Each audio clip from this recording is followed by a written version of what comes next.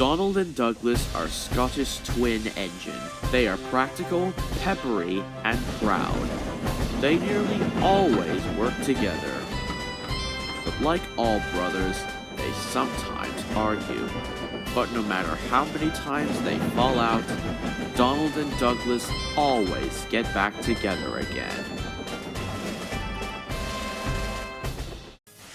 One day, they were hauling a heavy load towards Crovan's Gate. Meanwhile, down the line, Trevor the traction engine had been struggling with a big cartload of hay. Crossing the tracks, the cart's wheels had broken off. Then Trevor heard a whistle. "Oh no!" Trevor cried. Donald could see the cart. "Stop!" he cried. Donald's driver applied the brakes, but it was too late. Luckily, no one was hurt, but Donald had come off the rails and had fallen on his side. "Stop and push it!" Donald snapped. "Don't call me pushy!" Douglas snapped back. "You shouldn't have pushed me into the cart!" "You pulled me, you mean," argued Douglas. "Didn't it? No.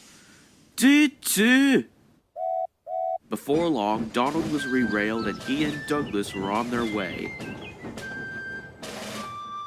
The twins were so cross, they refused to speak to each other for the rest of the day.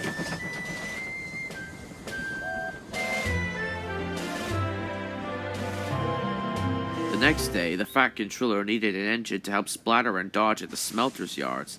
"May I go, sir?" said Donald eagerly. "I only need one engine," said the Fat Controller. "Not you." "I'm only one engine, sir," insisted Donald, "and I would like to work with Splodge." The Fat Controller was surprised, but agreed. Duck was worried. "Won't you miss one another?" he asked. "I know I'd miss Alice and Mirabelle." "I'll work better on my own," sniffed Douglas. "I have work to do," huffed Donald. At first, Donald enjoyed working with Splatter and Dodge. Then, things started to go wrong. "Did you shut those trucks onto that line?" Donald asked. "You said you wanted them on the other line," Dodge replied. "Not that other line! The other line!" Donald was cross. "Douglas would have known what I meant," he huffed. Meanwhile, Douglas was working on his own. He chuffed dutifully through the beautiful countryside. But Douglas had no one to share it with. Although he tried not to, he was beginning to miss his twin.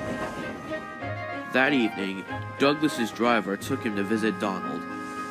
"I was just passing," said Douglas. "Have you come to apologize?" Donald sniffed. This made Douglas very cross.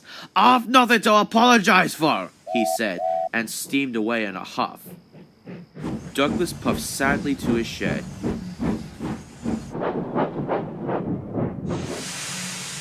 "I wish I didn't have to yell at Donnie like that, but he really seems to think that every accident we get into is automatically my fault." He wondered if they would ever get back together again. I hope so. Don't you?